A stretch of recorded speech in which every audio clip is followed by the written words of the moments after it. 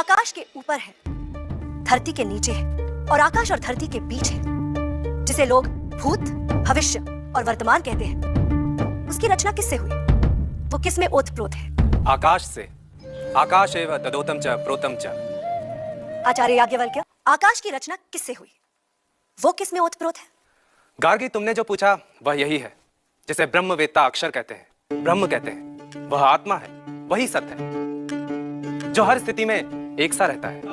वह न सुंदर है न असुंदर, वह न स्थूल है न सूक्ष्म है, वह न दीर्घ है न ह्रस्व, वह न प्रकाश है न अंधकार, न आकाश है न वायु, वह न आकार है न छाया, वह न स्नेह है न आसक्ति, वह न आग है न जल है, वह रस नहीं, गंध नहीं, चक्षु नहीं, श्रोत्र नहीं, मन नहीं, वाणी नहीं, तेज नहीं, प्राण नहीं, मुख नहीं, मात्रा नहीं, जिसके भीतर कुछ नहीं, जिसके बाहर कुछ नहीं, संग और निसंग से परे है वह।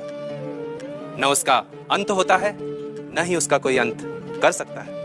वह अनादि है, अनंत है।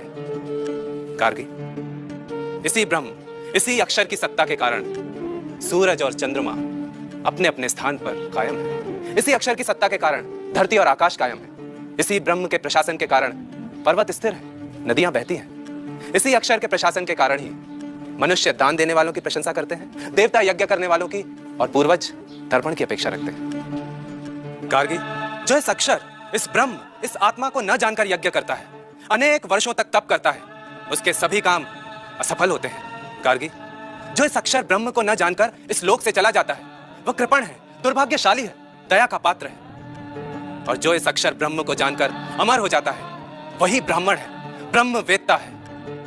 गार्गी, वह ब्रह्म सारे जगत में अस्तित्व मात्र के रूप में ओतप्रोत है। वह ब्रह्म पेड़ है, वह ब्रह्म पशु है, वह ब्रह्म हम सब हैं, वह ब्रह्म मैं हूं, वह ब्रह्म तुम हो, वह ब्रह्म आप है।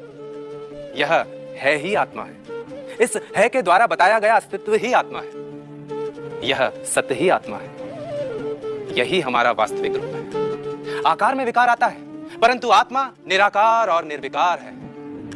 गार्गी, यह ब्रह्म ही हम सबके भीतर अदृश्य दृष्टा है, जो किसी ने देखा नहीं परंतु वह सबको देखता है, जिसको किसी ने सुना नहीं परंतु जो सबको सुनता है, जिसका चिंतन नहीं किया जा सकता परंतु वह सबका चिंतन करता है, जिसे कोई नहीं जानता परंतु वह सब कुछ जानता है। इस ब्रह्म के अलावा कोई नहीं है देखने वाला दृष्टा, सुनने वाला श्रोता, चिंतन करने वाला चिंतक या जानने वाला ज्ञाता। इसी ब्रह्म से ही आकाश का ताना बाना बुना गया है। यही सत्य है जो अजर है, अमर है,